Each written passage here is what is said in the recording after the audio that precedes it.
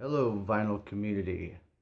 Um, Please forgive the horrible quality of the video. I'm doing this on my phone, and I actually had to bring out a lamp because the lighting is terrible. I actually have all the lights on in here, and it's just nuts. Um, but I saw this vinyl tag thing, 2017. I just got way too excited, so now I have to do it. So let's just dig into these questions. And it says 20 questions, but I watched a video of someone doing it, and there was like 21. So here's my 21 questions. Either that or I wrote the numbers down wrong or something. I don't know. First question is, how many records do you have? And I'm guessing between the albums and the singles and like the 10-inch and the EPs and everything, probably about 2,000, maybe more, maybe less, and just a boatload of CDs. A ton of CDs. It's music too, right? What turntable do you have? I actually got lucky enough to be given a Technics SLD3 direct drive. It's so good. I badly need to replace a needle though. When did you start collecting? Since I can remember. When I was a kid, that's how I listened to music. You know, my parents had their records. That's how I was introduced to everything. And I guess I just bought CDs when I was, around the age to start buying music.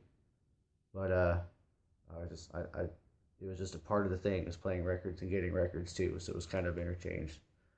How old were you when you started collecting? I'd always had records as a kid, and I'd always get like the older albums because they were cheap at garage sales. You can look. But I think when I was about 12, I found a box of my sister's records, and she had like Judas Priest and just all this awesome music, Meatloaf, all this. I started listening to it on vinyl again. It was just amazing how it sounded. So ever since then, I buy records. Then I just became a complete nerd about it, and an obsessive, and a junkie. All right, now fun stuff. All right, oldest record you own. The oldest record I own is a Victor one-sided from 1905. I know you can't see it here. I have my lamp. My lamp will show you everything. But this was from 1905. So, like 112 years old. That's pretty cool, I think. I've listened to it a couple times, and it sounds horrible, but it's just, how can you not keep a record that's that old? Maybe that's just cool. First record purchased. Now these were kind of weird because it said first record purchased and first with your own money. Maybe that's why I thought there was 21 questions. I got confused or something. But first record I ever got was this bad boy right here. I got this from my grandfather when I was 3. I still have this one. Johnny Cash Live at San Quentin. Just fantastic record. That gets played quite a lot here still. First with your own money. I actually cannot remember. I have no idea what the first record I bought with my own money was. Favorite colored vinyl. I'd have to say, I'm shaking. This is so exciting. All right. Recent pressing for Between the Buried and Me is Alaska. For me, colored vinyl is kind of a bonus. I never get anything unless it's made to be limited. This kind of tend to get the more limited things. But this was just too cool. It's just this purple with like a pink and white splatter. It's just gorgeous, especially when it's spinning. Oh, it's pretty. It's very pretty. And some brutal songs on here for just how pretty it is. Another one I'm really happy to have and listen to. Discount album. Now, I took that as something you got for way less than what it was worth. And a couple years ago, I got a hold of one of my Holy Grail records. It's actually the most I ever spent, well, at that time, on one single record. And it cost me $90. And nowadays it goes for like $300, $400.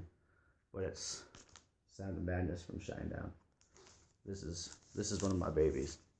And yes, it's a $400 record, but it still gets played a lot here. Prized Possession.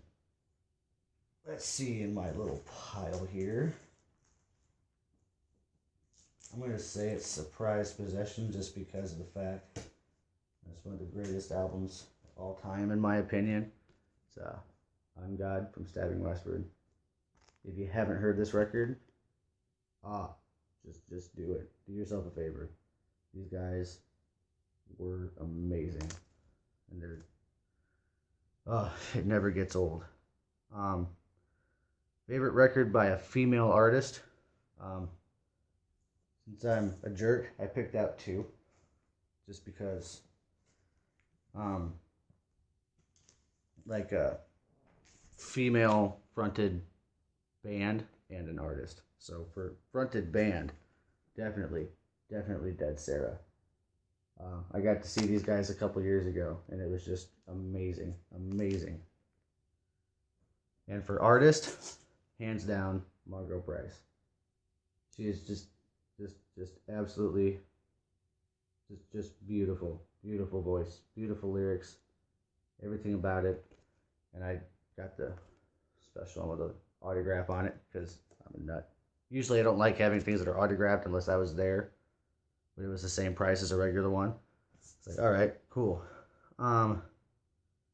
Record by your favorite band. That's tough. I didn't actually pick out anything for that one because I have so many different favorite bands. Actually, you know what? I'm gonna break one of the rules probably and just say this because this is one of my all-time favorite bands. So I used that one twice. I cheated. I'm sorry. Impulse buy. Now there's two different kinds of impulse buys here. Again, I'm a jerk. I picked out two. There's the impulse buy where you're at a store and you see something, you don't really know what's on it, and you pick it up anyway. And that was the case with this Sturgill Simpson's Welcome to Earth. Or Sailor's Guide to Earth. Welcome to Earth is my favorite song on it. I heard so much about it, and a lot of people that know me and know what kind of music I like told me you need to check this out. So I just picked it up. I didn't listen to anything off of it first. All right, fuck it, I'll try it. And it just blew me away.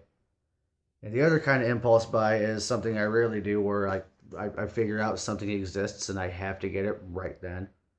And that was the Ace Ventura soundtrack. And then I'm picking this one out because this is one of the more recent ones.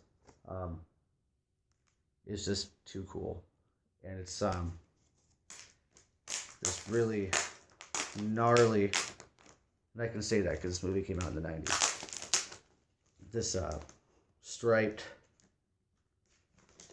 vinyl. If I can get it out.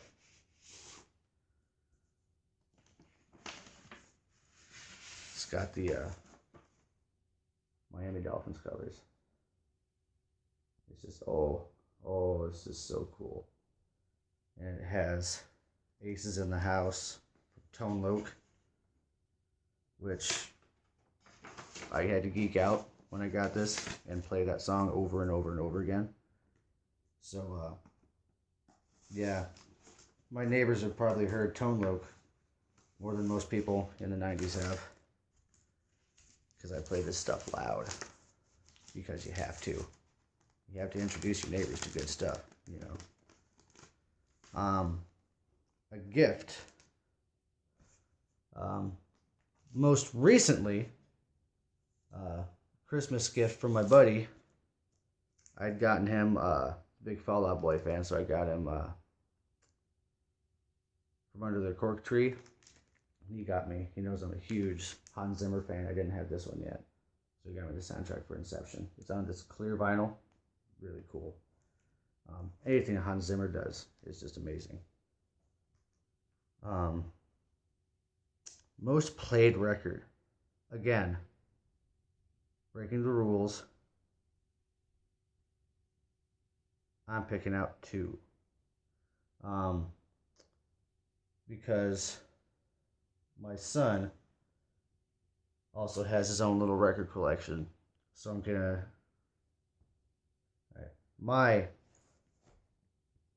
most played record is this one. Super Mega Fantastic from I Am Dynamite. And this probably at least once a week. If I'm doing something around the house, I have to throw this on. I love this album. And the most played record in the house as of recently is Trolls. Because I have to hear this album about 3 times a day. But my son loves it, so it's okay. And he wants to listen to a record. So, total win for that. Next question was rarity. I'm going to have to go for Arrows and Anchors from Fair to Midland, just because it's not very easy to find this. It's not worth thousands of dollars. It's just really, really hard to get a hold of. I was lucky enough that I ordered one when it came out, before the band broke up, and no one knows where they went, and it was just kind of a crazy thing. But yeah, I'm glad I picked one up when I did. Rainy Day record.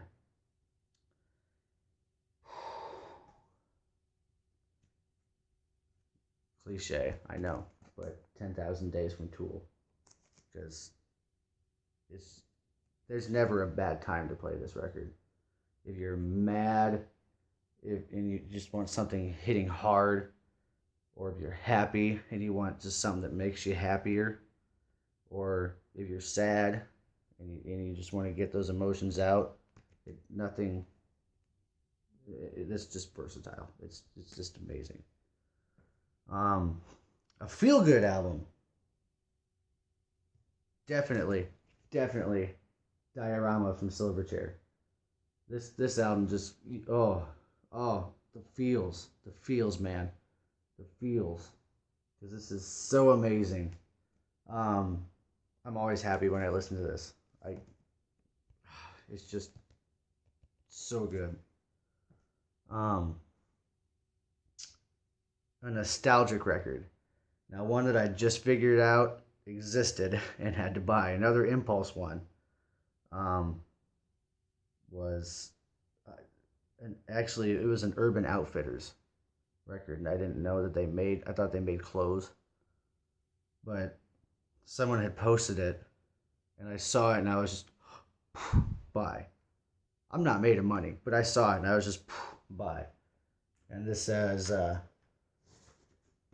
this little bad boy right here. Now that's what I call the 1990s. I love how right here it says the alternative pop. Oh, no, not pop collection. And this has Spin Doctors, Bare Naked Ladies. It has Bitch from Meredith Brooks, Shine from Collective Soul. It's got Tonic, Duran Duran, Joan Osborne, Sean Mullins, No Rain from Blind Melon. Just like some of the best songs from the 90s are just on here. And there's like even a few on here that just aren't available on vinyl anywhere else. And there's enough songs on here that I would just buy the record they were on just for that one song. And they're on here. And it has live. And I'm a live fanatic. So that sealed the deal. I just had to get it. And record store day purchase. Again, I'm breaking the rules and I'm just too excited. I'm doing two. One for a record store day purchase that I made online because I wasn't there for it, and that was in this moment, Starcrossed Wasteland. Just because I was so excited that they finally pressed this, and there was no way I was able to make it to record store day because I had to work for the Black Friday, so I had to buy this online. But the other one that I stood in line for literally about 10 hours so that I made sure I got was Get Behind Me, Satan from the White Stripes. And it was a big deal to me because I love the White Stripes. And the only other available version that they had on vinyl was like $500-600. Just crazy amount of money. And I think it was just the pressing wasn't even that good. It wasn't even an official release, but this that made me so happy. And it's got like the cool little, I don't think you can see it over the phone, that little lenticular cover. There it is. Oh, Jack, not Jack, not Jack. But yes. And finally, the last question: recent purchase. And since this is something that just came out and just came in the mail a couple days ago, Todd Albright. Just someone who is keeping the Delta Blues alive. It's a Detroit 12-string, Blues and Rags. Which one is it? Cherry Ball Blues. Oh my God. I'm a huge blues fan. And I hear there's still blues artists out there, but it's more the heavy hitting,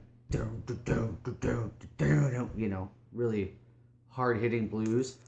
This sounds like it could be just a compilation of 78s. I mean, it's just that kind of blues, and it's just really good. And it's from Third Man, so I mean, I'm kind of a Third Man geek. But yeah, those are my 2021 questions that I cheated on for most of them because I'm a horrible person. But I hope you enjoyed it, and I hope I can make more videos about my geekdom with the record collecting. And thank you to whoever started this vinyl tag thing. It's really fun. Peace out.